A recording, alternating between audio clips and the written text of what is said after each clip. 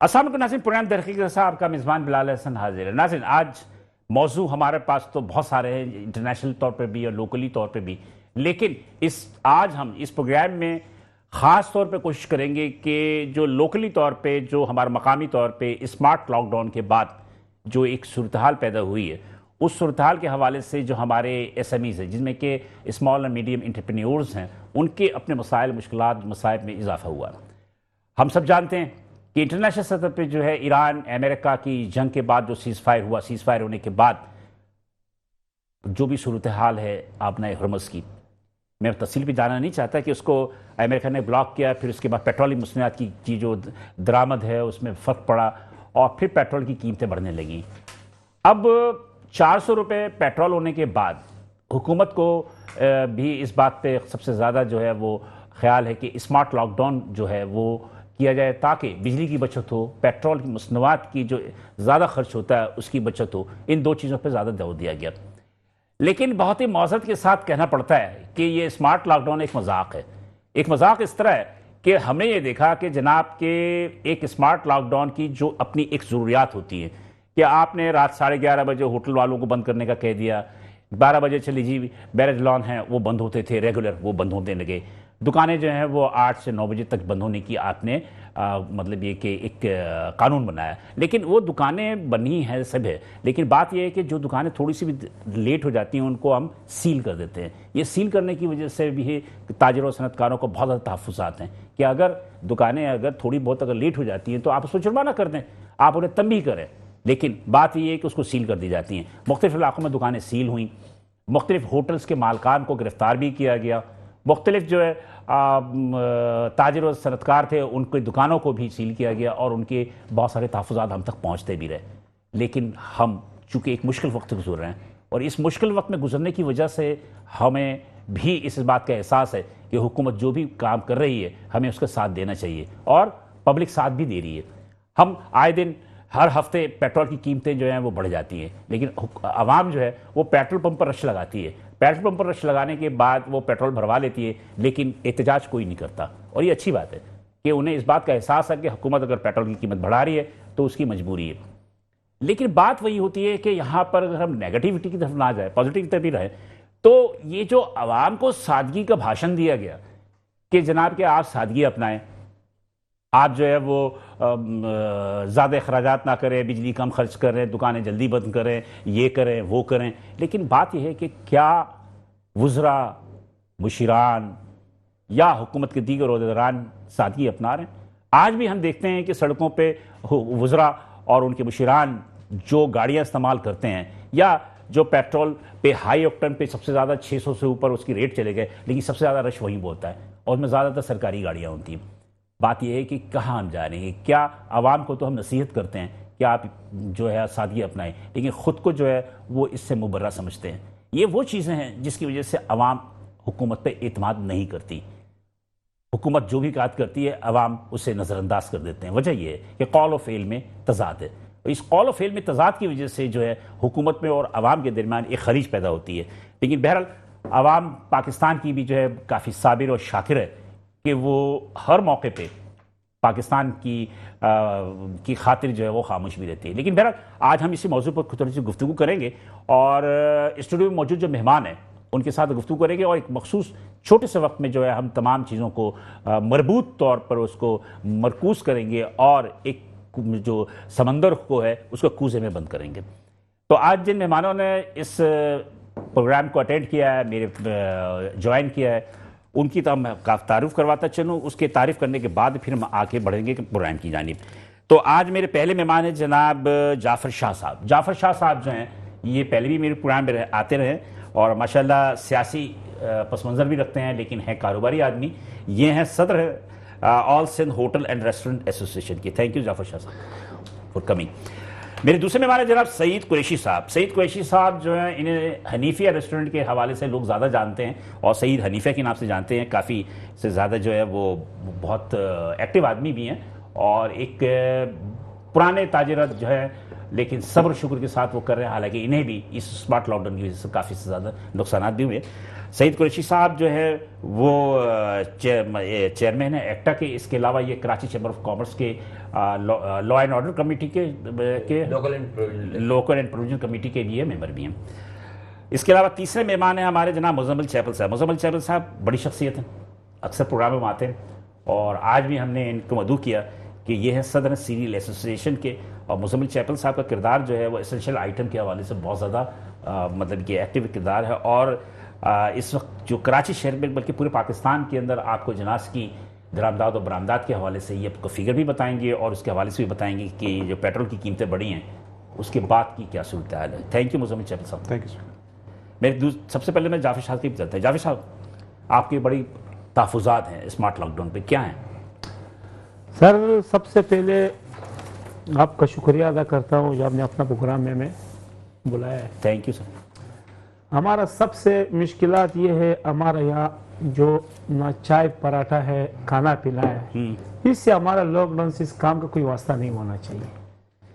वो इसलिए हम बिजली के बिल भी पे कर रहे हैं, सब चीज़ें पे कर रहे हैं। उसके बाद हमारा फैक्ट्री एरिया है, अस्पतालें है, घरों में गैस बिजली नहीं, स्कूल का लोग नाश्ता भी लेके जाते हैं, सुबह बच्चे स्कूल जाते हैं, तो ये खाने पीने का इच्छम है। इस पे तो अवल ये सख्ती होना भी नहीं चाहिए। इसमें लॉकडाउन ये जैसा दूध हो गया, बिक्री हो गया, अस्पताल ये ट्रूमों में आ रहा है। फिर इसमें डबल शिफ्ट का लेबर काम करते हैं, इसका खराजात इतना चीज़ें महंगा हो चुका है। अगर ये 24 घंटे न चले तो इस कारोबार में कोई बचत नहीं है, उल्टा नुकसान करेगा।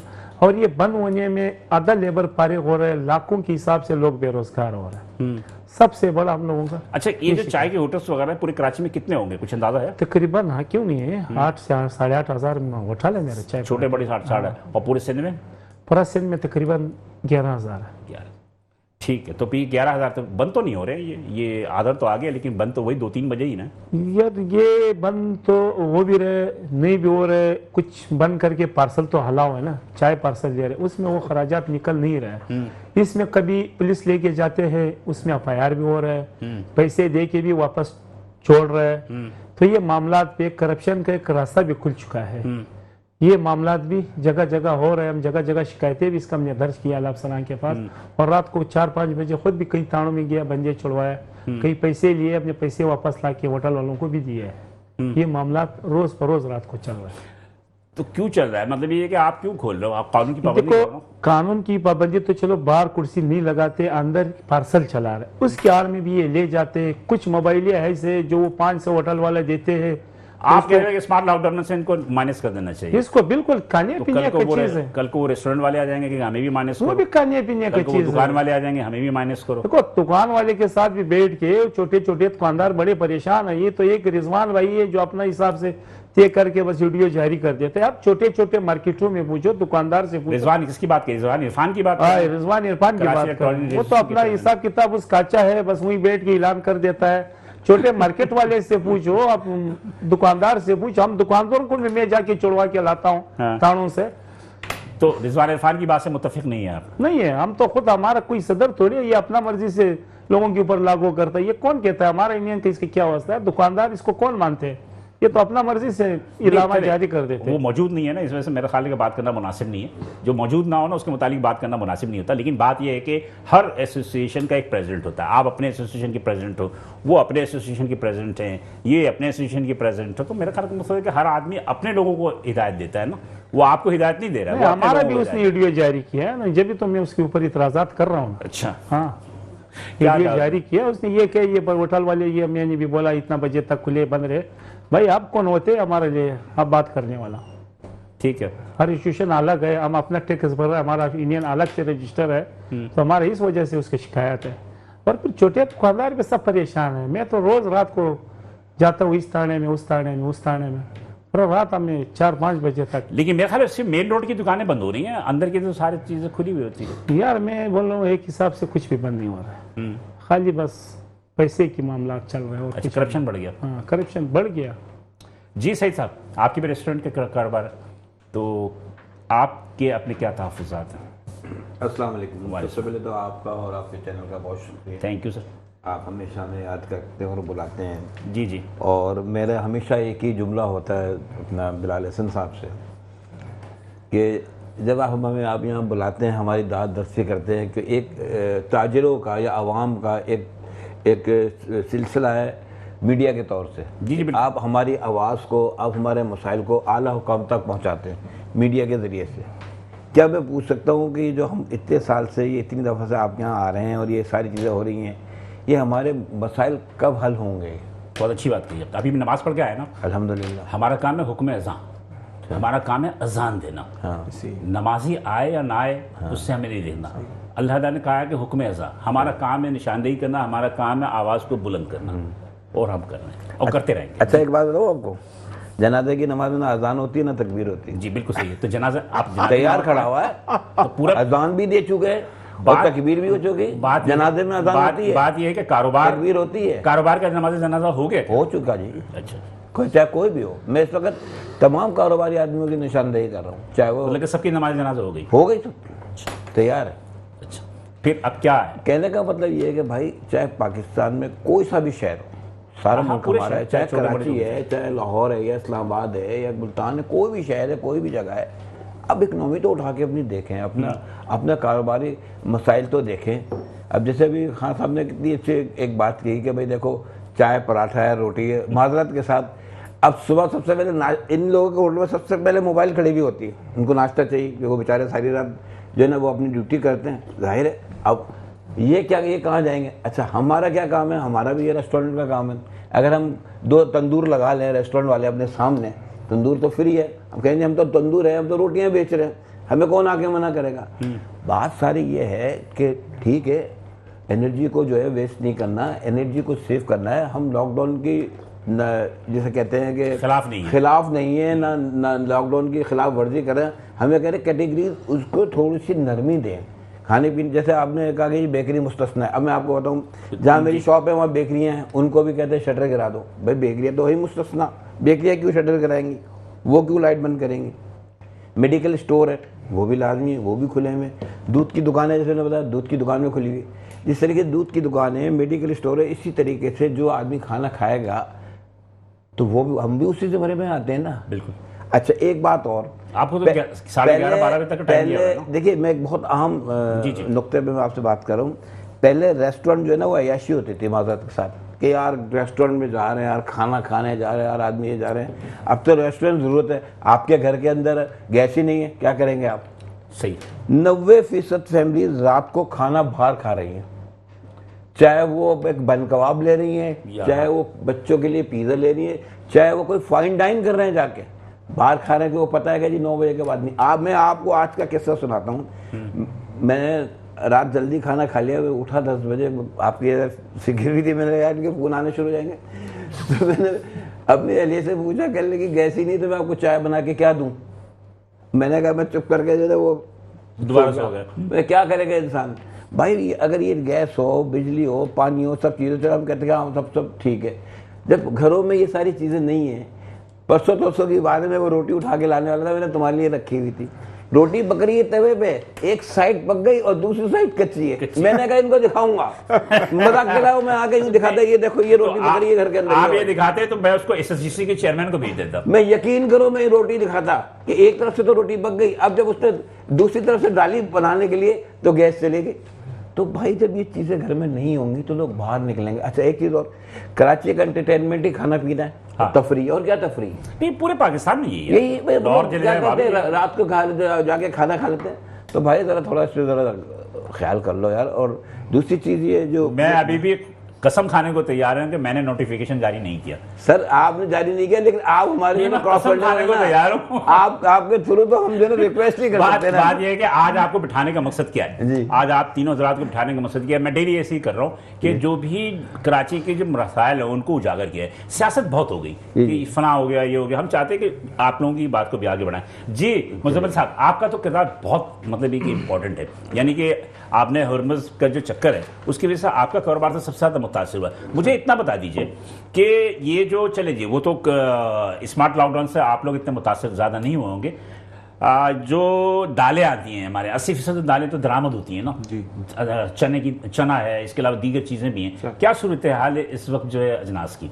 सर इस वक्त दालों की जो कीमत है तकरीबन 10% उसके किराए की मध्य में जो है रेट बढ़ चुके हैं। इंटरनेशनल मार्केट जो है काफ़ी डिस्टर्ब है और देखा जाए तो गल्फ़ की मार्केट तो तकरीबन बंद हो चुकी है। जो हमारा चावल एक्सपोर्ट होता था वो बंद हो चुका है और जो दालों की मार्केट करें तो वो बहुत ज़्यादा जो है इस वक्त 10% के करीब बढ़ चुकी है। और दूसरी जो एक ख़तरनाक सिचुएशन हम देख रहे हैं सर, वो हमारा एग्रीकल्चर सेक्टर है जी। एग्रीकल्चर सेक्टर में सर बहुत ही अहम किरदार जो है डीएपी खाद और यूरिया खाद का होता है। तो इस वक्त सर हम डीएपी इंपोर्ट करते हैं, हम लोग इंपोर्ट करके जो है अपने किसानों को देते हैं और उसके अंदर एक तो ये देखा जा रहा है सर कि उसमें तकरीबन 25% हमारी कॉस्ट बढ़ चुकी है इस वक्त। ये मेरे ख्याल पे ये रिस्क मैनेजमेंट बना, बीमा इंश्योरेंस की कीमतें भी बढ़ गई जो शिपिंग। सर मैं आपको कह रहा हूँ कि आने वाले दिनों में एग्रीकल्चर सेक्टर जो है लॉन्ग टर्म में, अगर आप 6 महीने 8 महीने 10 महीने बाद की जो क्रॉप्स देख रहे हैं उसमें बहुत ज़्यादा मैं गिरावट देख रहा हूँ, जिसकी वजह से महंगाई बढ़ जाएगी सर। और ये महंगाई की शरह जो है मैं समझता हूँ 25 से 30% तक बढ़ सकती है। भाई 10 से 12% तो इस वक्त जो मतलब ये कि स्टेट बैंक कह रहा है 7%। जी सर, जो इन्फ्लेशन कह रहा है सर। लेकिन नेचुरली जो है, कभी आपने सुना एक दफ़ा कि महकमा मौसमियात कहता है कि 33 डिग्री सेंटीग्रेड गर्मी थी, लेकिन तपिश उसकी महसूस हुई 42 डिग्री सेंटीग्रेड। तो स्टेट बैंक 7% कह रहा है, वो फील लाइक कर रहा है, वो फील लाइक 7% कह रहा है, लेकिन है 12% से कम नहीं है इन्फ्लेशन। सर मैं ये कह रहा हूँ कि आने वाले दिनों में जो चीज़ें हम देख रहे हैं वो बहुत ही खतरनाक है, क्योंकि जब एक सप्लाई लाइन में आपका डीएपी डलना है वो नहीं डलेगा तो आपकी क्रॉप साइज जो है। अच्छा, इसके साथ एक और चीज भी है कि गैस की अदम दस्तयाबी की वजह से आपका फर्टिलाइजर सेक्टर भी जो है वो बहुत ज्यादा मुतासिर है सर, बहुत ज्यादा मुतासिर है। हमारी लोकल प्रोडक्शन उससे मुतासिर है, प्लस जो हार्मोस का जो मसला चल रहा है जब तक ये हल नहीं होता तो हम डीएपी तो वहीं से इम्पोर्ट कर रहे थे। और प्लास्टिक दाना जो है जिसमें हम बैग बनाते हैं उसकी प्राइजेस सर आपको पता है, जो 30 रुपए का बैग था वो 100 रुपए का हो गया है। यहाँ पे दाना अवेलेबल ही नहीं है, रॉ मटेरियल नहीं है, रॉ मटेरियल ही नहीं है, सारा वहीं से आता था। अच्छा, आपका सारी लाइन बंद हो गई है, सिर्फ ओमान का पोर्ट अभी स्टार्ट हुआ है, सोहार पोर्ट, बाकी सब कुछ बंद है। नहीं तो बंद तो है, लेकिन इस वक्त जो अजनास की जो जितने जहाज डेली कितने आते थे आप कितने आ रहे हैं? सर जहाज की फिगर्स तो मैं आपको भी नहीं बता सकता क्योंकि उसका मैं काम नहीं करके आया सही तरह। तो जहाज जो है वो तो आ रहे हैं, लेकिन एक रफ आइडिया कि वेसल्स कितने आते थे? सर तकरीबन मैं समझता हूँ कि 30-40 वेसल हमारे यहाँ आते जाते हैं डेली। इस वक्त कंटेनर्स जो है हमारे यहाँ ज़्यादा मूवमेंट होती है सर, बाकी जो जहाज होते हैं वो तो हफ्ता 10 दिन। नहीं तो मतलब इस वक्त क्या सूरत हाल है? इस वक्त भी सर ये सूरत हाल, और जहाज तो काफ़ी तेज़ी में आ रहे हैं। ट्रांजिट शिपमेंट हमारे यहाँ काफ़ी हो रही है। जी, ट्रांजिट शिपमेंट्स हो रही हैं। जो जहाज जबल अली जाते थे या दूसरे पोर्ट्स पे जाते थे, पोर्ट हम्माद कतर में जाते थे, बहरीन में मनामा में जाते थे, अब वो हमारे यहाँ काफ़ी काम आ रहा है। उससे हमें बड़ी अच्छी मतलब है कि जो है उस वक्त तक ये हो रहा है जब तक कि मेरा अपना बताते रहा है कि अमेरिका बहादुर जी ने इजाज़त दी हुई है कि TIR जो आपका खुला ईरान के रास्ते आप जा रहे हैं, ये सब चीज़ें। तो मेरा अपना जाती रहा यही है कि ये तो अमेरिका बहादुर ने जब तक आपको हमदर्द की निगाहों से, मोहब्बत की निगाहों से देख रहा है। जी ग्वादर की भी अच्छी है, लेकिन ग्वादर पे जा रहा है, लेकिन ये कि बलूचिस्तान की जो सूरत हाल है देख रहे हैं ना, कभी दोबारा हमले वगैरह शुरू हो गए, वो अमन की वजह से भी उसकी मूवमेंट में फर्क पड़ रहा है, बहुत फर्क पड़ा है। सर केटी बंदर को स्टार्ट करना चाहिए, हमारे पास डीप सी है और वहाँ पे मैं समझता हूँ कि बहुत अच्छा काम हो सकता है, लेकिन ये एक डिबेटेबल बात है। ये आपको पता है सर, कराची पोर्ट से पुराना पोर्ट है, उसको हमने बंद रखा। केटी बंदर को आपने डेवलप नहीं किया ना, वो तो सिर्फ फिशरीज के लिए आपने खोला हुआ। सर देखें, आपका सबसे बड़ा डीप सी है ये मुझे पता है। बेनज़ीर भुट्टो मरहूम 92-93 की बात है कि उन्होंने केटी बंदर को पोर्ट बनाने के लिए उन्होंने मतलब ये प्रपोजल दिया था, लेकिन बहुत बड़ा एरिया है। लेकिन मुशर्रफ जब आया तो मुशर्रफ ने पोर्ट कासिम बना दिया, उसकी तरफ तवज्जो नहीं। सर पोर्ट कासिम से ज़्यादा डीप सी है, जितना बड़ा डीप सी होगा इतना बड़ा वॉल्यूम में आपके पास कार्गो आएगा जाएगा। नहीं, इसके अलावा भी वो कह रहे हैं कि पसने की पोर्ट जो है उसको आप स्टार्ट करें। यहाँ पे तो सर अगर देखा जाए केटी बंदर में तो कोई लॉ इन्फोर्समेंट का मसला, लेकिन बात वही है कि क्या इन ग्रेन्स की दरामद में कम होने की वजह से महंगाई में इजाफा होगा? बिल्कुल होगा सर, और मजीद होगा, जबकि 400 रुपए से ज्यादा जो आपका पेट्रोल भी हो गई है ना। बिल्कुल सर, और डीजल भी तकरीबन। देखें सर, इस वक्त मसला ये है कि एक वक्त ऐसा आया जब 500 रुपए पे हमारी जो है ना पेट्रोल की प्राइसेस गई, ठीक है। उस वक्त जो ट्रांसपोर्टेशन की कॉस्ट थी वो 500 से हमें लग गई। फिर जब नीचे आया रेट तो उसकी करेक्शन नहीं आई सर, सवालिया निशान ये, तो उसको भी नीचे आना चाहिए था। उसके ऊपर हमारे जो मामलात हैं, जैसे सर ने कहा, सर आप ताजिर है, आप मुझे बताओ कि आप उस वक्त उसकी कीमत को लेकर नीचे आओगे कि जितने में आपने इंपोर्ट किया वो माल जब तक खत्म नहीं हो जाएगा उस वक्त तक तो कीमतें नीचे नहीं आएंगी। लेकिन सर रोजाना की बुनियाद पे ये चीज़ें तो हमें डीजल और पेट्रोल, चाय को भी देख लें। जाफर साहब देख रहे हैं मुझे, जाफर साहब से पहले 60 रुपए का कट देते थे, 70 रुपए देते थे, अब 80 रुपए का हो गया, 10 रुपए बढ़ा। लेकिन दूध और सब चीज़ें नीचे आ जाएंगी, फिर भी वो रेट नीचे नहीं आएंगे। यही सर सवालिया निशान है हमारे लिए।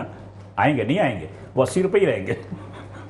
खैर बात इनके ऊपर नीचे में मेरे पास एक है बहुत, आप पहले अपनी बात कंप्लीट। नहीं, मैं जरा एक छोटा सा ब्रेक ले लूँ, ब्रेक के बाद दोबारा हाजिर होते तो चलते हैं। मैं यहाँ पे छोटा सा ब्रेक लूँगा, ब्रेक के बाद दोबारा हाजिर होंगे। तो नाज़रीन हमारे मेहमान यहाँ बैठे हैं, उनसे मजीद गुफ्तगू सिलसिला जारी रहेगा, साथ रहिएगा। वेलकम बैक नाज़रीन, प्रोग्राम दर हकीकत में दोबारा हाजिर है। वफ़े में जाने से कबल हमारे मुज़म्मिल चैपल साहब ने जो गुफ्तगू की, यकीनी तौर पर हमने बहुत लाइटली लिया कि उन्होंने कहा कि मज़ीद जो है कीमतें बढ़ेंगी, लेकिन ये इतनी खौफनाक सूरत हाल होगी कि अंदाज़ा नहीं है कि जब दालों की कीमतें बढ़ जाएंगी, चावल की कीमतें कम होंगी, इसलिए कि चावल जो है एक्सपोर्ट नहीं हो रहा है, बाकी जितने भी ग्रेन्स हैं, जितनी भी दालें हैं, उसकी कीमतें अगर बढ़ी तो यकीनी तो एक गरीब आदमी जिसके लिए जो मेरा ख्याल है कि एक बुनियादी ग़िज़ा है, उसके लिए क्या होगा। बहरहाल जाफ़र शाह साहब, जाफ़र साहब, ये कीमतें आप लोगों ने कीमतें बढ़ाई पेट्रोल की कीमतें बढ़ने की वजह से, या दूध की कीमतें बढ़ी? खाली दूध की कीमत भी अब 240 रुपए का हो गया, उसका रेट बढ़ गया। ठीक है। उसके अलावा जो पत्ती आता है वो भी बाहर से पोर्ट, वो भी महंगी हो चुकी है। हाँ। चीनी भी महंगी हो चुकी है, आटा भी महंगी हो चुकी है, घी भी महंगी हो चुकी है, बिजली भी महंगी हो चुकी है, पानी भी आपको तो दे नहीं रहे, वो भी महंगा हो चुका है, लाइट भी महंगा हो चुका है।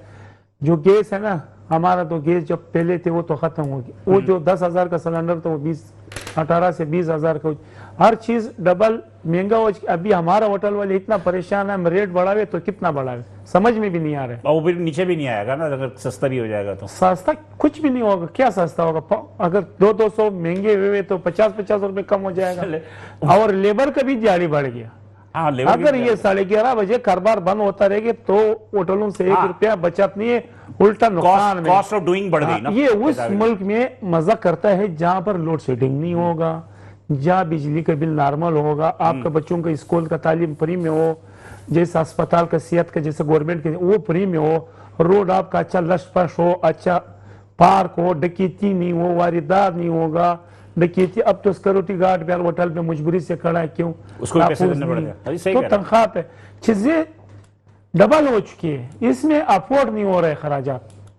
अगर आप 80,000 भी सेल कर रहे तो आपका खर्चा 90,000 है, बचत नहीं है। लोग बहुत ज्यादा परेशान है। ये तो भाई हर चीज है, फिर आपको पता है केएमसी है, डीएमसी है, और भी बहुत चीजें हैं, तो ये भी लेके चलाना पड़ता है। बहुत सारी खुफिया चीजें हैं। अगर ये नहीं चला, जैसे सुंजी होटल पे एक वाकया हुआ है, सोशल मीडिया पे वायरल है, उसको कुटा भी है, गाली गुफ्तार भी दिया है, उसको मारा भी है। क्यों? वो महीना पहले दिया था तो बंद कर दिया, उसी पे मारा था। इतना मारा है उसको, जहां तक डीएमसी वाले ने बोला पिस्तौल निकालो पैर मारो, हमारा उसके खिलाफ अब फिर कोई एहतजाज भी है डीसी ऑफिस के बाद। पीर के दिन एहतजाज है, पीर के दिन एहतजाज है, तमाम होटल हम बंद कर रहे हैं। अच्छा। इतना जुल्म किया है जो सोशल मीडिया वगैरह में इस वक्त वायरल भी है। अच्छा, तो मतलब ये है कि ये आप ये बता रहे बैठे कि मंडे के दिन आप लोग एहतजाज भरपूर एहतजाज होगा, इंशाल्लाह समंदर होगा इंसानों का, जब तक हम उठेगा नहीं। जब कहाँ पे करेंगे? ये जिला सेंटर डीसी सलीम था, जिला से वहाँ उसकी दफ्तर की बात, क्यों इसमें असिस्टेंट कमिश्नर उसमें मौजूद था, जो न्यू कराची असिस्टेंट कमिश्नर है, वो इस मारपीट में वहाँ मौजूद है मौके पे। तो आप उनके एहतजाज कर उसका रहे हैं? आप स्मार्ट लॉकडाउन के खिलाफ नहीं, वो तो अभी देखो जब तक मुल्क का पॉलिसी, अब क्या करें, मजबूरी है। अच्छा, मेरे साथ इस वक्त लाइन पे मौजूद है इस्लामाबाद से मौजूद है अजमल बलोच साहब हैं, और ये है सदर और पाकिस्तान अंजुमन ताजरान है। अजमल बलोच साहब, मेरी आवाज आ रही है? हेलो अजमल साहब। हाँ जी, अजमल साहब, क्या सूरत हाल है? स्मार्ट लॉकडाउन के हवाले से आपकी भी काफी बयान है, फिर अभी की क्या सूरत हाल है, जबकि पेट्रोल की कीमतें जो है मजीद 400 से ऊपर चली गई? अच्छा, मुझे समझ नहीं आ रही कि देखें, वजीरे बिजली जो है मौसूफ, वो कह रहे हैं कि जी लोड शेडिंग हमने खत्म कर दी है, बिजली पूरी हो गई है, तो फिर लॉकडाउन की तो मुझे समझ नहीं आती। हालांकि इस लॉकडाउन का जो टाइम है, इस पीक आवर्स में, ये जो गर्मियों में 7 से 11 होते हैं और सर्दियों में 6 से 10 होते हैं, इन 4 घंटों में हम डबल कीमत पे बिजली खरीदते हैं। हर कमर्शियली मीटर होल्डर जो है वो 160 रुपए यूनिट बिजली खरीदता है और हुकूमत को एक बड़े पैसे देता है। लेकिन मुझे ये भी समझ नहीं आती कि सड़कों पे, शाहराहों पे लाइटें जल रही हैं, और जहाँ से कारोबारी पहिया, जहाँ से हमारी मईशत ठीक होनी है, वो पहिया इन्होंने बंद किया हुआ है, वो बिजली इन्होंने बंद की हुई है। मुझे तो कोई हुकूमत की पॉलिसी की समझ नहीं आ रही है कि ये 8 बजे दुकानें बंद करने का फार्मूला किसको नुकसान पहुंचा रहा है? ये मईशत को नुकसान पहुंचा रहा है। 2 चीजों को, एक मुआशी पहिया आप रोक देते हैं, दूसरा गर्मियों में आप तजलील करते हैं अवाम की कि अब वो अवाम जब मगरिब के वक्त दुकानों में घुसती है पुलिस डंडे लेके आ जाती है। तीसरी बात मैं करना चाहता हूँ कि वजीर आजम साहब विफाक में बैठे हैं, एक सुबह 9 बजे बंद करता है, एक सुबह 10 बजे बंद करता है, एक सुबह करता ही कोई नहीं है, एक 8 बजे करता है। मुझे तो ये मतलब ये मुल्क कैसे चल रहा है इसका कोई तरीकाकार नहीं है कि सर जो मुल्क चला रहे हैं वो जो मुल्क चला रहे हैं उसी जगह आप बैठे हैं, तो आपको उनसे पूछना चाहिए। मैं वही बात कर रहा हूँ जो मुल्क चला रहे हैं, लेकिन वो पता नहीं कैसे चला रहे हैं, ये मुझे भी समझ नहीं आ रही है कि देखिए अगर वजीर आजम ऐलान करता है कि ऐसे होगा, सुबह कहते हैं जी ऐसे नहीं होगा, तो फिर विफाक तो फैजाबाद के अंदर अंदर ही रह गया ना, हुकूमत तो फैजाबाद से बाहर नहीं निकल रही है। हुकूमत तो इसी रावलपिंडी से पहले, मरी से पहले और अटक से तरनौल से पहले ही सारा पूरा पाकिस्तान की हुकूमत जो है वो चल रही है। बाकी सूबे तो कोई बात मानने के लिए तैयार नहीं है। चलें उससे भी हट जाता हूं मैं कहता हूं इस वक्त महंगाई ने देखें 11 करोड़ लोग पहले ही ये सकत नहीं रखते, ये मैं नहीं कह रहा हूं, IMF की रिपोर्ट है कि 11 करोड़ लोग पाकिस्तान में ऐसे हैं जो खरीदारी नहीं करते हैं, जिनके अंदर सकत नहीं रही है खरीदारी की। अब मुझे बताएं आधा पाकिस्तान जब खरीदारी नहीं कर रहा होगा दुकानदार क्या करेगा? फिर आपने उसमें जो थोड़ा सा टाइम ऐसा होता है मगरिब के वक्त लोगों की खरीदारी का, वो आप बंद कर रहे हैं। तो मुझे ये जो पॉलिसी साज हैं इनकी समझ नहीं आ रही। आप अगर पाकिस्तान से बाहर जाएं, आप यूरोपियन कंट्रीज जाएं या दीगर ममालिक में जाएं, तो वहां तो मतलब मगरिब के बाद दुकानें बंद हो जाती हैं। भाईजान बाहर सुने ना, बाहर मुल्कों में सिस्टम है, बाहर मुल्कों में महंगाई नहीं है, बाहर मुल्कों में बिजली पूरी है, बाहर मुल्कों में एक तरीकाकार तय किया गया। इधर हमें तो दिन रात काम करने की जरूरत है, हम दुनिया से 50 साल पीछे हैं, हम दिन रात काम करेंगे। देखें या तो मुल्क की आमदन होती, स्टील मिल से आमदन होती, PIA से आमदन होती, रेलवे से मुल्क की इदारे 600 अरब रुपए के खसारे में आमदन है कोई नहीं। आप कहते हैं शाम को कारोबार ही बंद कर दें जहां से आमदन है, इस जगह से आमदन है इन 4 घंटों में। मैं मेरे साथ कोई जिम्मेदार दलील के साथ बात करे कि इन 4 घंटों में हुकूमत की आमदन है, हुकूमत को पीक आवर्स के पैसे मिलते हैं जो IPPs को नजायज मुआहदों की शक्ल में जो किए हुए हैं, यही अदायगी होती है। और अगर ये पैसे आपके पास नहीं होंगे, मुझे सेक्रेटरी पावर ने एक वक्त में कहा था कि यार अजमल साहब मुझे तो नहीं समझ आती हुकूमत 8 बजे दुकानें क्यों बंद करा रही है।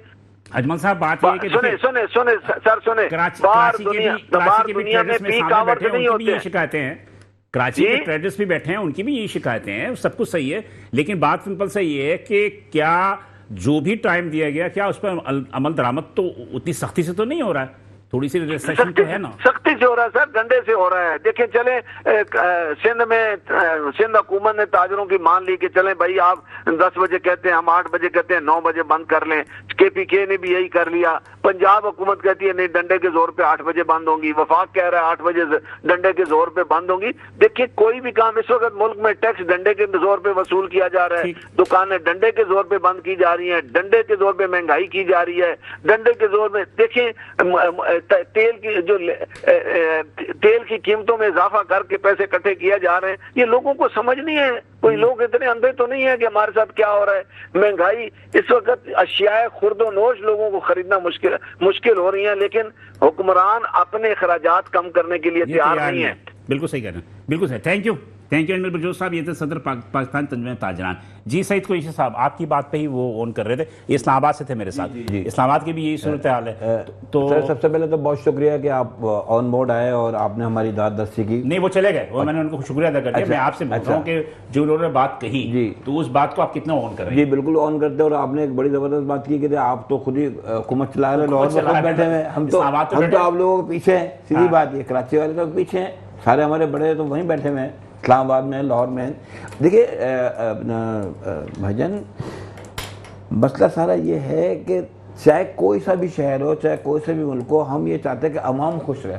कुछ कौन सी शहर की अवाम खुशहाल है किसी भी सेक्टर के अंदर। अभी जो आपने मुझे कहा, मैं साउथ अफ्रीका लेकर आया 1 साल बाद, सुबह 5 बजे जंबे गफीर होता है, कंधे से कंधा लगा होता है, लोग निकल जाते हैं अपने कारोबार के लिए। कहाँ पे? साउथ में, और अक्सर ममालिक में, 16-17 ममालिक में गया हूँ।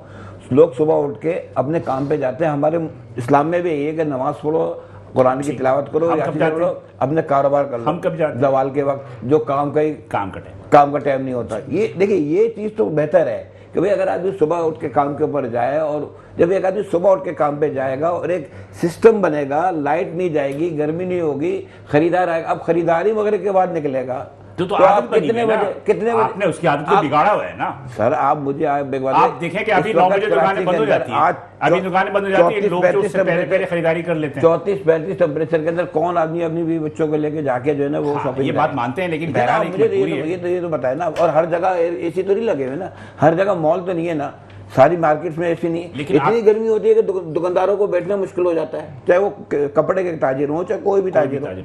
तो आदमी सोचता था सूरत की तपिश कम हो जाएगी, हम बकरी के बाद निकाल के शॉपिंग करके आ जाएंगे। तो आप क्या चाहते हैं, सारी रात दुकान खुली रहे?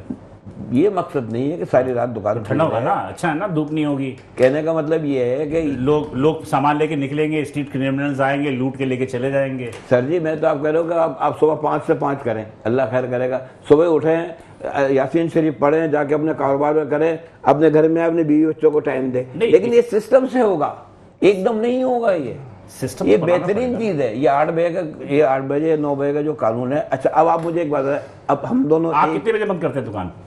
11:30 पौने 12 बजे शटर बंद हो जाता है हमारा। अब उसके बाद टेक अवे और वो डिलीवरी शुरू होती है। अब आपकी बात को मैं आगे लेके चल रहा हूँ। 8 साढ़े 8 बजे दुकान बंद करेंगे। ये इन्होंने 9 बजे अपनी दुकान बंद की, ठीक है ना। इनका बेगम का फोन आया, आज कुछ खाने को दिल चाह रहा है, ठीक है ना। ये 9:30 बजे वहाँ से निकलेंगे, एटलीस्ट 45 मिनट से 1 घंटा लगता है आदमी को अपने कारोबार से घर पहुँचने का।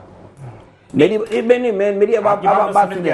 जब ये 10 बजे घर पहुँचेंगे, कहेंगे क्यों? उनको पता है कि महंगाई ज्यादा हो गई। अरे पूरी बात तो सुन लो ना यार। जब 10 बजे घर पहुँचेंगे तो रेस्टोरेंट कितने बजे पहुँचेंगे, खाएंगे कितने बजे? 11:30 बजे बात कहेंगे, हम कहेंगे भाई जाओ, हमारा तो रेस्टोरेंट बंद है, टेक अवे ले लो। तो क्या करेंगे? जब सीएम साहब क्या मीटिंग हो रही थी इस स्मार्ट लॉकडाउन का, उस वक्त तो आप लोग एतराज नहीं किया? भाई एतराज की बात नहीं, मतलब एतराज करते हैं ना आप खुद तो सोचो ना। ये आप उस वक्त एतराज करते हैं ना सीएम हाउस में बैठ के।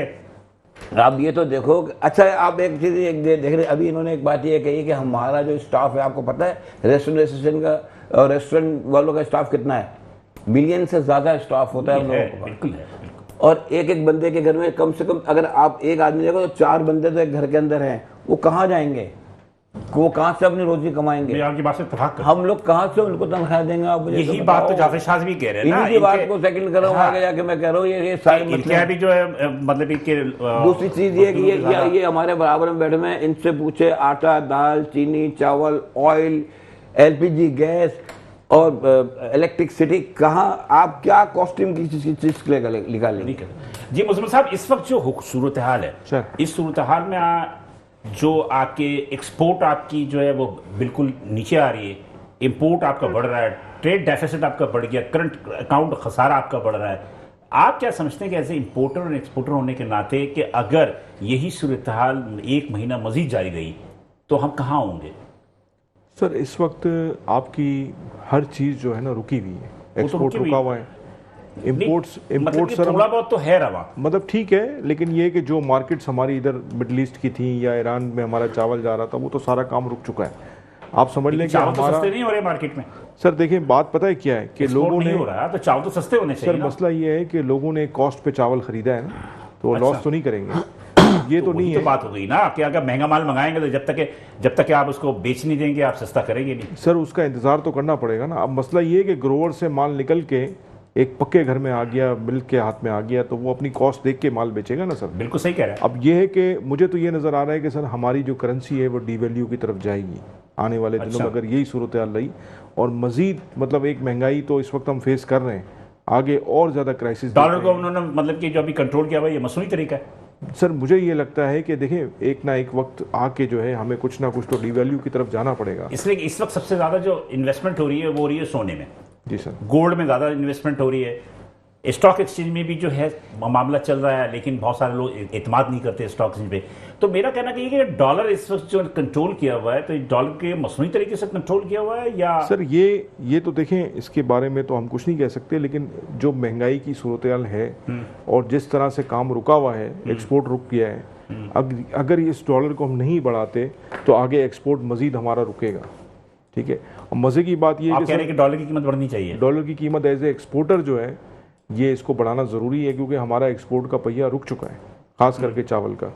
और दूसरी अगर बात करें इंपोर्ट की, तो सर इंपोर्ट हो रहा है, लेकिन वो भी उस लेवल पे नहीं हो रहा। मार्केटों में पैसा नहीं है सर। आपकी जो बात है ना गोल्ड वाली, या प्रॉपर्टी में लोगों ने पैसे दुबई में इन्वेस्ट कर दिए या कहीं और कर दिए, डिफेंस चले गए, तो उधर लोगों ने ज़्यादा पैसा, इजी मनी की तरफ लोग चले नहीं गए। कि दुबई वाली तो कहानी अब खराब हो रही है ना। तो दुबई वाली कहानी ये कि वो जो इन्वेस्टमेंट थी पाकिस्तानियों की, वो इन्वेस्टमेंट जो है वो बड़ी खतरे में है, ये बात होती है। लेकिन ये कि ज़्यादातर इन्वेस्टमेंट गोल्ड में हो रही है, लोग ज़्यादा गोल्ड, इसलिए 5 लाख से ऊपर 30 से गोल्ड चला गया। बहरहाल मजीद गुफ्तगू करेंगे नाज़रीन। यहाँ पे एक छोटा सा ब्रेक लेना मुझे, ब्रेक के बाद दोबारा हाजिर होते हैं। वेलकम नाज़रीन, प्रोग्राम दर हकीकत के साथ हम दोबारा हाजिर हैं। और वो इस वक्फे में जाने से कबल मेरे तीनों मेहमानों की अपनी अपनी जो है बातें हैं, जिनकी दलील है वो आई थिंक सो कि वो दलील जो है वो उसमें काफ़ी वज़न भी है। और मेरा ख्याल है कि ये एसएमईज जो स्मॉल मीडियम एंटरप्रेन्योर्स हैं, उनकी बका जो है वो इसी में ही है कि उनके कारोबार में जो भी रुकावटें हैं वो ना हो, तो वो एक तसलसल के साथ वो आगे बढ़ता है। अब जाफर शाह साहब की जो बात करनी है कि वो बिल्कुल दुरुस्त है कि खासतौर पर हमारा एक कल्चर है कि आफ्टर मगरिब रात गए तक, बात औक़ात तो फजर की नमाज तक जो है वो होटल खुले रहते हैं, और तमाम एक कल्चर होता है। जाफर साहब, देखिए एक जो खदशात है, लोग कहते हैं कि रात को जब होटल खुले रहते हैं तो उसमें क्रिमिनल्स की तादाद जो है वो ज़्यादा जाके बैठती है। जो स्ट्रीट क्रिमिनल्स हैं वो वहाँ चाय पराठे खाते हैं, उसके बाद जाके लोगों के मोबाइल छीनते हैं। ये एक इल्ज़ाम है आप लोगों के ऊपर। ये कई मीटिंगों में भी मैं गया हूँ। हाँ। ये हमारे ऊपर ये इल्जाम लगता रहा। हाँ। फिर हमने अपना कैमरे लगा दिया, सिक्योरिटी गार्ड खड़ा कर दिया। उससे क्या होगा? उससे ये छोड़ के कह रहे होटलों पे लूट लेते हैं। पहले तो ये कहते थे, फिर हमने इसके लिए कैमरे वगैरह। 7-8 बजे जो लोग लूट रहे हैं उसका जिम्मेवार कौन है? दिन में जो लूट रहे हैं उसका जिम्मेवार कौन है? दिन में टारगेट किलिंग हो रहा है उसका जिम्मेवार जो है। आजकल पत्ते का पर्ची भी शुरू हो गया, उसका वो भी होटल पे बैठे। ये तो एक बहाना करके हमें तहफ़्फ़ुज़ देना चाहिए। हम टैक्स दे रहे हैं हर चीज़ में, सिक्योरिटी बढ़ा है, मोबाइल ये तारों का नहीं है, ख़राब है, उसका पेट्रोलिंग हिसाब किताब नहीं है, वो ख़राब है। तो ये मसाइल अपना वो ठीक करे तो हम तो, हमारा तो मुल्क है, हमारा तो हक है कारोबार करने का। हम भी क्यों कानून होना चाहिए ना। अब बात यह है कि देखें, किसी चीज़ को भी ख़त्म करने के लिए हुकूमत जब किरदार अदा करती है, तो अब बात ये होती है कि आपके बात दुरुस्त है कि शाम को भी होने डकैती हो रही है, दिन में हो रही है, लेकिन रात के टाइम जो स्नैचिंग जो होती है वो ज़्यादा होती है। तो वो आपके होटलों का सहारा लेते हैं। 7 से 8-9 बजे के। देखो होटल इतना है भी नहीं, एक थाने की हदूद में 28 से 30 होटल होते हैं। लेकिन हर मोहल्ले के अंदर दुकानें खुले हुए होटल है। अब इलाके के लोगों को कहना होता है कि रात भर वहाँ शोर होता है, वहाँ मतलब ये कि गलत लोग आके बैठते हैं, बहुत सारी चीज़ें होती है। ये एक इल्ज़ाम है आपको। मैं समझता हूँ कि अगर 12-1 बजे तक होटल अगर बंद हो जाते हैं और सुबह फजर के बाद खुल जाए, ये मुनासिब नहीं। होटल तो वैसे 1 बजे तक क्लोज हो जाते हैं, फिर खाली आटे सुबह के लिए जैसे बच्चे होते हैं। आजकल तो बहुत बड़े कमर्शियल इलाकों में होते हैं जो खुली पिज्जा होता है या खुला इलाका होता है, वहां पे हर जगह कारोबार नहीं होता है रात को। वो अपना आटा दूध की सुबह की सफाई होटल धोते हैं, उसकी तैयारी करते हैं। फिर सुबह को बच्चे स्कूल जाते हैं तो 4-5 बजे भी तो लोग घर पे नाश्ता ले। गैस तो है नहीं। अब आपके तहफ़्फ़ुज़ात क्या, आप कहना क्या चाहते हो बताओ? हमारा ये लेबर ज्यादा है, हमारा खाने पीने की चीज है, ये 11:30 बजे को इसको खत्म किया जाए। उसको कब तक ले जाए? इसको 1 बजे पे ले जाए। तो आपने सीएम से क्यों नहीं की बात जब आप सीएम मीटिंग में थे? उधर भी मुतालिबे किए। क्या आप कहते हैं ना कि 1 बजे तक लेके जाओ? उस वक्त भी कहा था, मीडिया भी मैंने कहा था, और हम बार बार ये बात कह रहे हैं। हम जो है ना, और आपने दूसरा मुल्क की बात किया, वहां मगरिब के बाद कारोबार बंद होते हैं।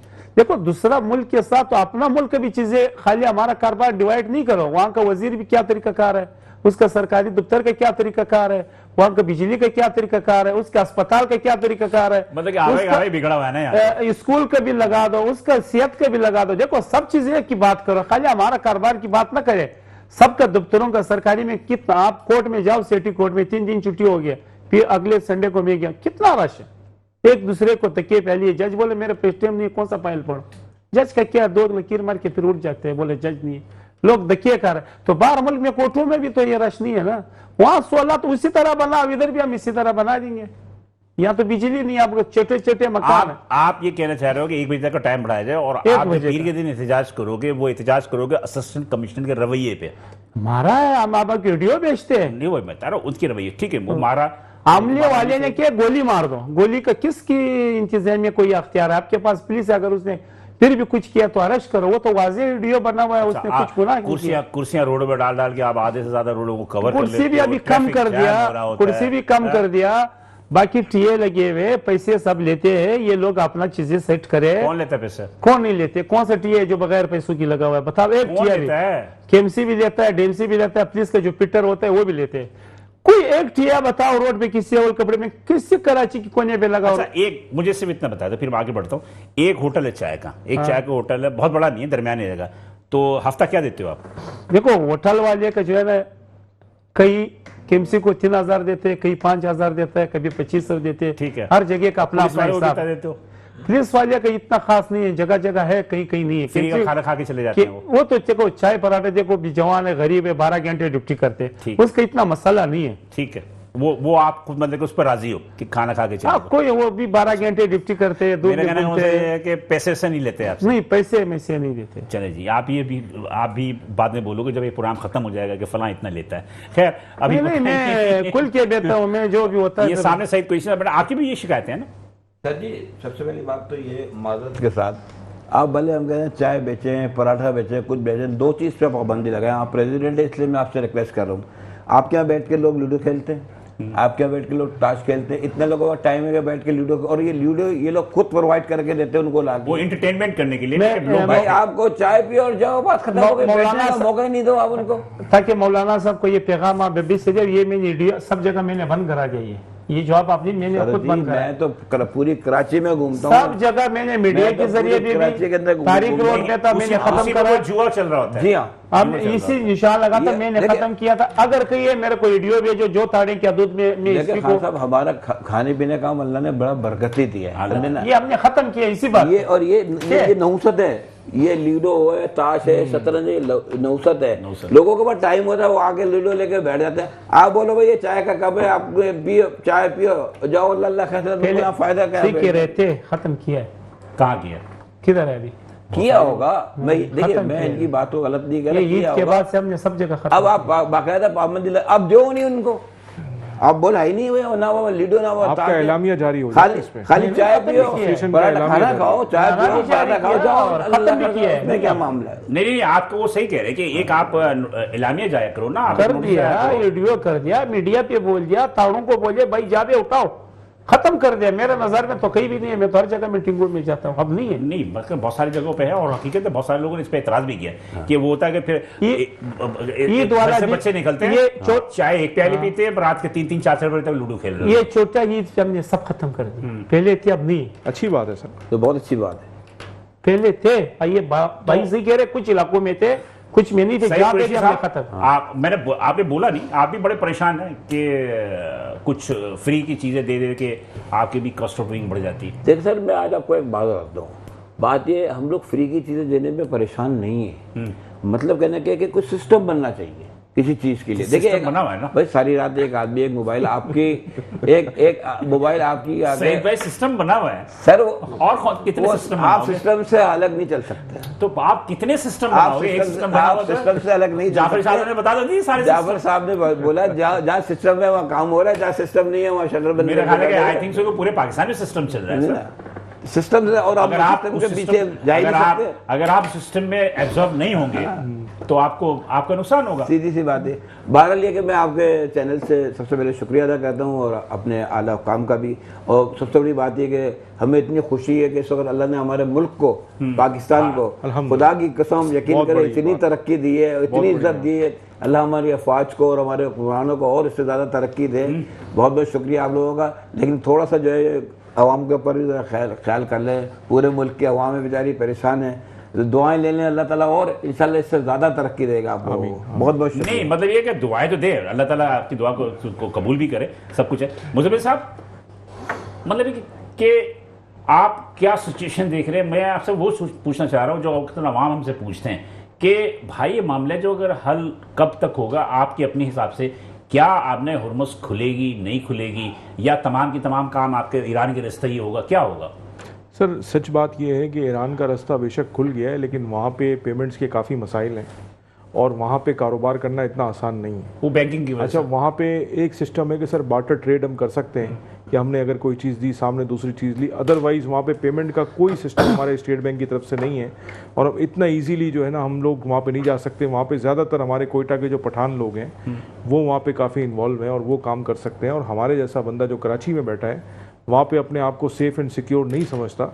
और इसका बाकायदा प्रॉपर निज़ाम होना चाहिए अगर ईरान का रास्ता चलना भी है। और सर ये हरमोज़ का मसला जो है जब तक हल नहीं होगा ना हम बहुत ज़्यादा तकलीफ़ में रहेंगे सर, इस वक्त भी हैं और मजीद आ जाएंगे। और मज़ीद आने वाले दिनों में इस मसले के लिए पाकिस्तान की जो चीज़ें हैं, हमारे आर्मी चीफ साहब की और हमारे जो है वज़ीर आज़म पाकिस्तान की बहुत ही खुशाइंद है और यकीनन इसमें मैं समझता हूँ पूरी दुनिया डिस्टर्ब है। अच्छा, मेरे साथ काशिफ चौधरी साहब लाहौर से मौजूद हैं, मरकजी सदर हैं मरकजी तंजीम है ताजरन पाकिस्तान। काशिफ साहब, मेरी आवाज़ आ रही है? काशिफ साहब? जी जी आ रही है जी, ये आवाज़ बढ़ाइएगा भाई थोड़ा सा। तो कहने का मकसद ये है कि काशिफ साहब, ये हमारे साथ जो हमारे ट्रेडर्स कराची के बैठे हुए हैं, जिनमें कि होटल रेस्टोरेंट एसोसिएशन के भी हैं और आपके मुजम्मिल चैपल साहब जो कि सीरियल एसोसिएशन के, वो भी मौजूद है। स्मार्ट लॉकडाउन से कितना नुकसान ताजिरों का हो रहा है? जी देखिए, स्मार्ट लॉकडाउन से कम ताजिर बिरादरी को रोजाना की बुनियाद पे 100 अरब रुपए का मोहतात अंदाजे के मुताबिक नुकसान हो रहा है। ठीक है। इसलिए कि स्मार्ट लॉकडाउन का फैसला हुकूमत ने किया बिजली को बचाने के लिए, पेट्रोल की किल्लत के बायस। लेकिन अमली तौर पर यह हुआ कि हुकूमत ने बिजली की लोड शेडिंग शुरू कर दी। कारोबारी औकात कार में भी मुसलसल बिजली फराहम न की गई। अच्छा, और फिर यह कि सूबा सिंध और सूबा खैबर पख्तूनख्वा में कारोबार बंद करने के औकात कार अलग, और सूबा पंजाब, बलूचिस्तान और वफाक में कारोबार बंद करने के अलग औकात कार मुकर्रर किए गए।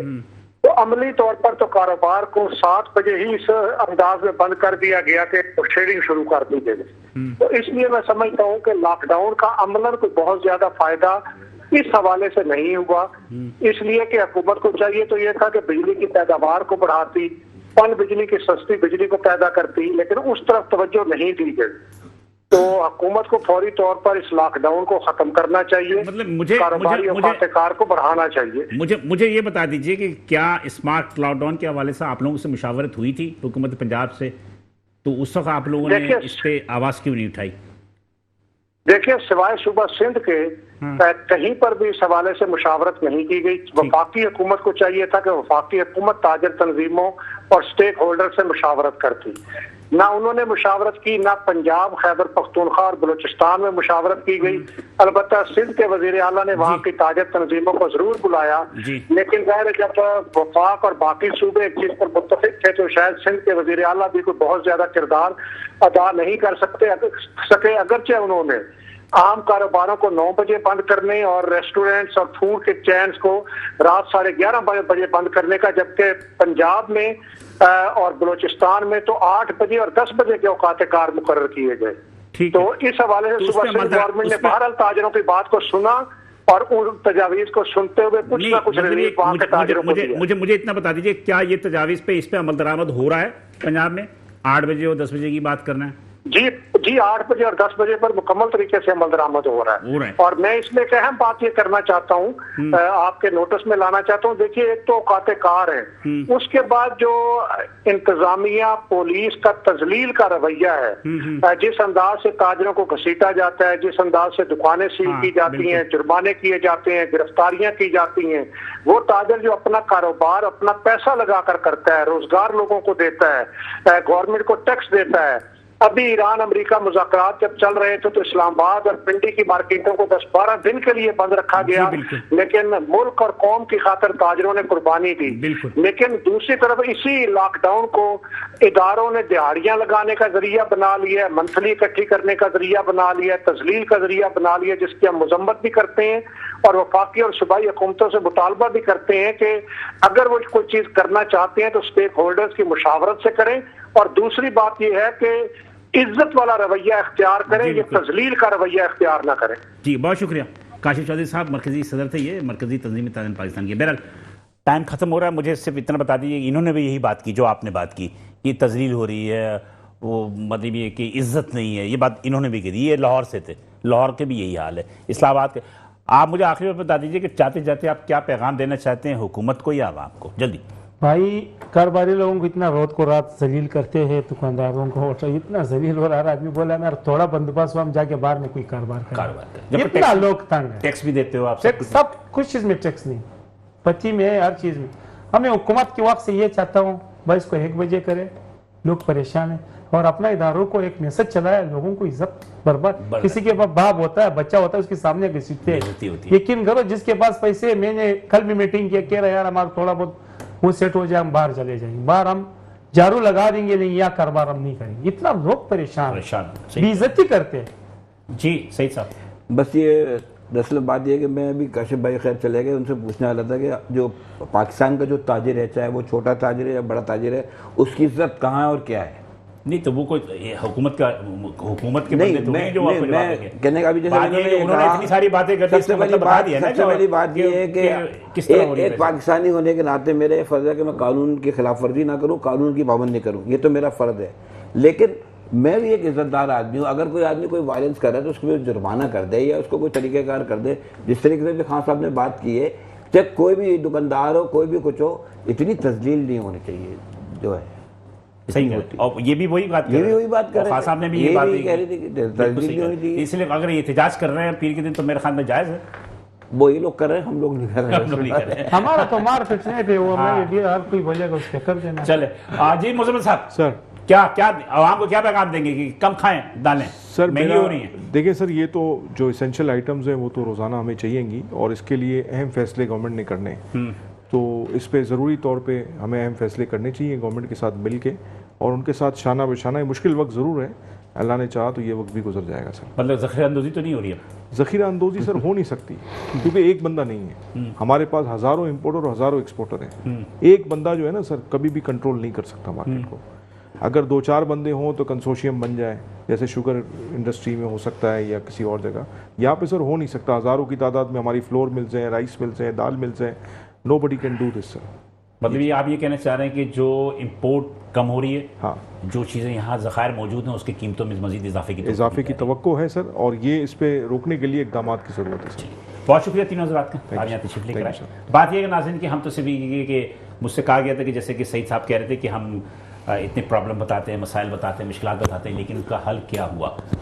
मैं आज भी यही कहता हूँ कि हमें हुक्म अज़ां, हम अज़ान देते हैं और अपना फ़र्ज़ पूरा करते हैं, निशानदेही करते हैं, आवाज़ बुलंद करते हैं। हमारी तवक्कुआत होती हैं कि अल्लाह ताला जो भी मसाइल मसाइब हैं, मुश्किलात हैं, उसको हल करे, और हमारे तवस्सुस से अगर ये बात होती है तो उसका कुछ नेकी सवाब हमें भी मिल जाता है। बिलाल हसन की इजाज़त दीजिए, इंशाअल्लाह कल इसी वक्त आपसे दोबारा मुलाकात होगी। अल्लाह हाफ़िज़।